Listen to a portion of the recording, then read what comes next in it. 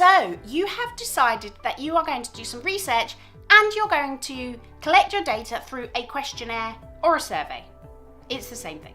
What do you need to know? I've got you covered in today's video. In this video, I'm going to talk to you all about how to design that questionnaire and all the things that you need to consider from the offset. And if you are writing a research project or a dissertation or a thesis, then I also have lots of other videos. I have worked as a university lecturer for many years. I've marked many research projects and dissertations, so I've put together a series of videos that I know you will find super helpful. I'll link to some of those at the end of this video, but in the meantime, you can hit subscribe. So let's get to it. What do we need to know when we design our questionnaire? Knowing how to design a questionnaire or a survey is an important skill for beginner researchers and advanced researchers as well. A questionnaire is basically a series of written questions in a fixed, rational order. A questionnaire is an instrument, really, that is used to collect answers to questions and to collect factual data. Questionnaires are often used in research projects and dissertations as well as marketing. So the first thing you will want to think about when you are designing your questionnaire is how will it be administered? There are different ways to distribute or hand out a questionnaire, and you need to decide which would be best for your project. The two main methods are self-administered questionnaires, i.e. when the respondent is completing it themselves, and instigator or interviewer administered questionnaires, i.e. when you fill it out on their behalf.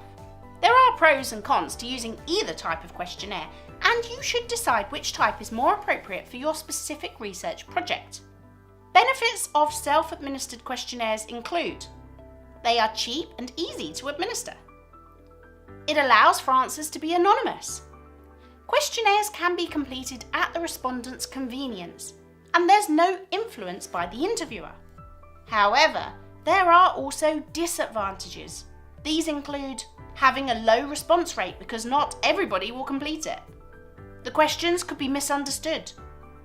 Participation by illiterate people or people with language barriers is difficult.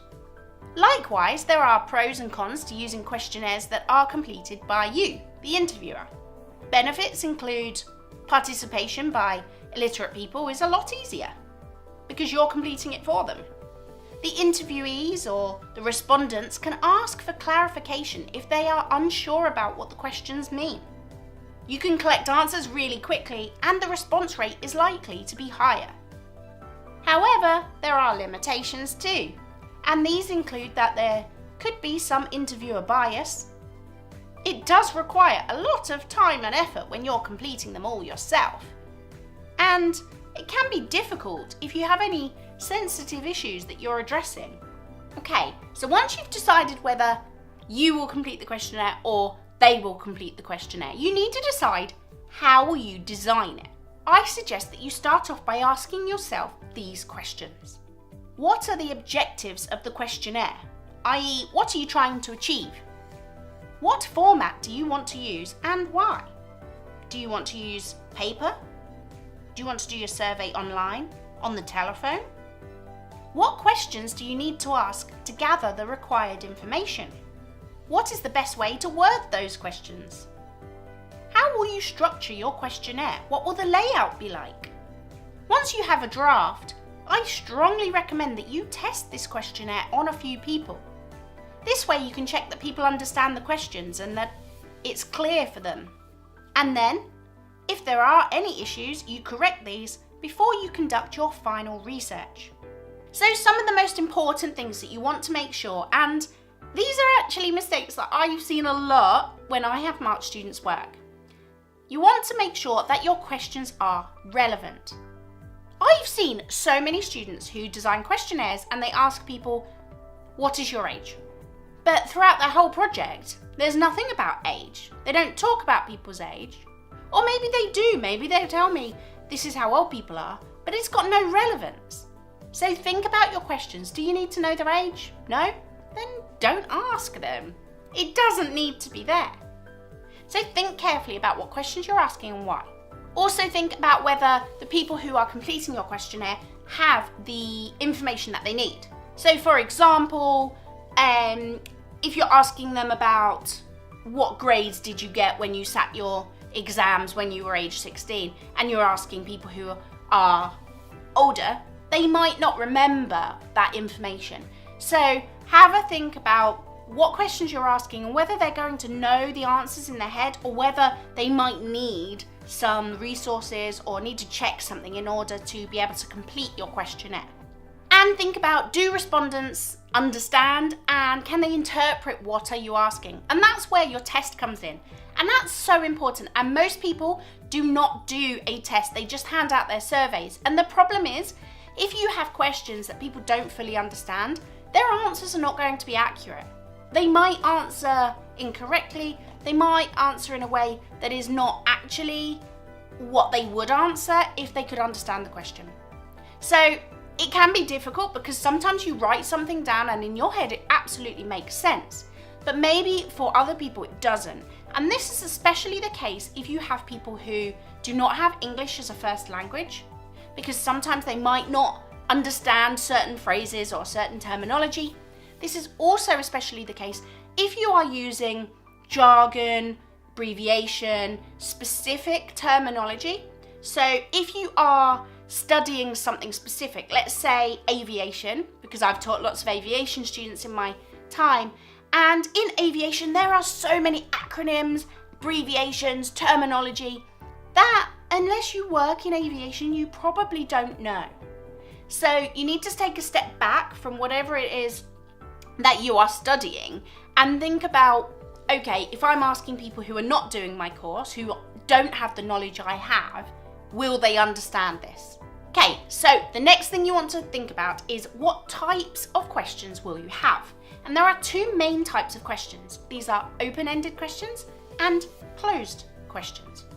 Now there are pros and cons to both, and you want to have a think about what you think is most appropriate for your research. So open-ended questions are questions that do not have a fixed response, i.e. the person is free to answer as they wish. An example of an open-ended question could be, what do you look for most in a job? Or, is there anything else you would like to add about the product? Open-ended questions can be really good because they have a wide range of responses and information that can be obtained. Answers are based on the respondent and not the researcher's frame of reference, so they're more reliable often. There is a lack of influence, and the researcher can help to interpret closed-end questions. For example, you might have a question that says, why? This is useful when there are too many possible responses to be listed, or maybe they're unknown. However, there are disadvantages too. This includes the ability and/or willingness of the respondent to answer. It does take a bit more effort to write a long answer than to tick a box. It can be challenging for the researcher to record answers quickly or to summarise accurately. And it can be time-consuming. You've got to go through, read the answers and work out, how do you analyse this? Long, open-ended answers can be difficult to analyse and code. Open-ended questions also require respondents to be able to read and write appropriately. And respondents may miss important things. On the other hand, closed questions are questions that do have fixed responses. An example could be, what do you look for most in a job? And there are set responses to choose from. Now, of course, there are pros and cons to choosing closed questions too. Some of the benefits include they are easy to understand. Closed questions often require less effort when completing the questionnaire. It's easier. It's easier to analyse too and put into tables and graphs when you've collected all your data. There's less interviewer bias because there's less to interpret, and it can be less time consuming. Furthermore, the answers are directly comparable from respondent to respondent. Disadvantages, on the other hand, include that there is less opportunity for self-expression or to provide longer, more detailed responses. And prescribed answers might not always fit what the respondent wants to say. And there is one other type of question that I would like to mention, and these are scaled questions. Scaled questions can be really useful, and These are quite simply when we have a scale.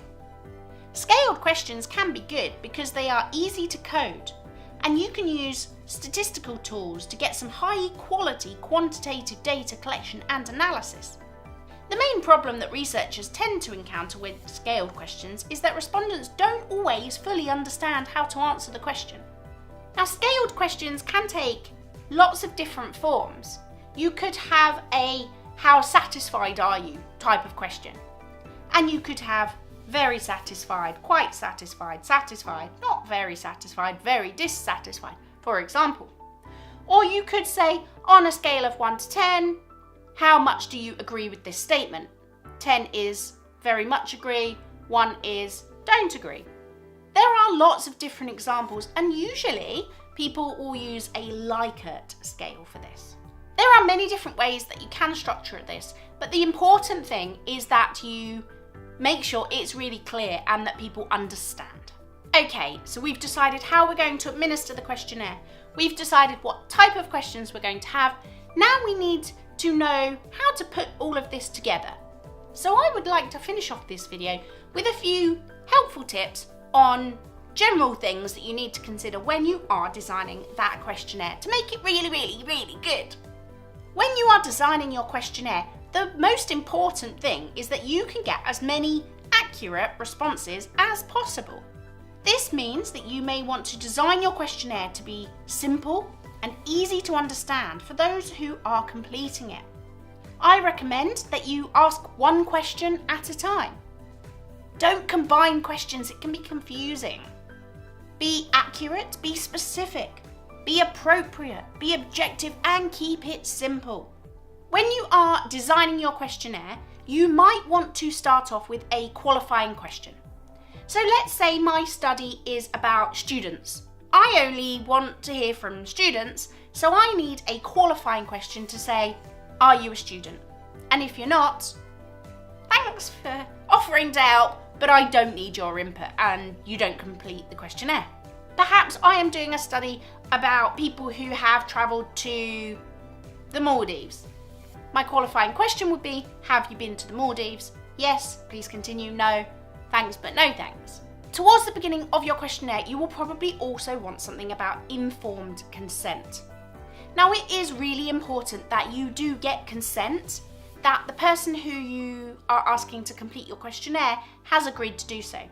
Now, I know that seems a bit obvious, especially if they have filled it out and ticked the boxes, etc. themselves, but oftentimes your university or your college will actually require this. So I recommend that at the top of your survey, you just have a really short statement to say what this research is, why you're doing it, and are you happy to take part? And usually they will tick a box or sign their name or something like that. You also want to think about your opening questions. We don't want to scare people off, so you probably want to start with something that's fairly simple, fairly easy to understand. And then as you go through your survey or your questionnaire, you want it to flow logically. So try to have some kind of logical order. So if you are asking people about a specific thing and you have a few questions in that area, maybe put them together instead of splitting them up throughout the survey. Hopefully that makes some sense without giving a specific example. And then you will also want to think about your layout. You don't want to squash it too close together. You don't want your font to be too small that it's hard to understand and hard to read. If you're doing it online, you may have a prescribed format. So for example, if you use Google Forms or SurveyMonkey or something like that. But it might be an idea to take a look at those websites before you start rushing in to design your survey to check that you're happy with that format and that it works for you. But just think about how much you put on one page, how it looks, and just make sure it's clear and simple. You might want to use colours, you might want to use bold, you might want to put boxes, things like this. And then once you have all of this, you are good to go. And you need to write it up, why you've designed it in the way that you have in your research methodology chapter. And I have that covered in this video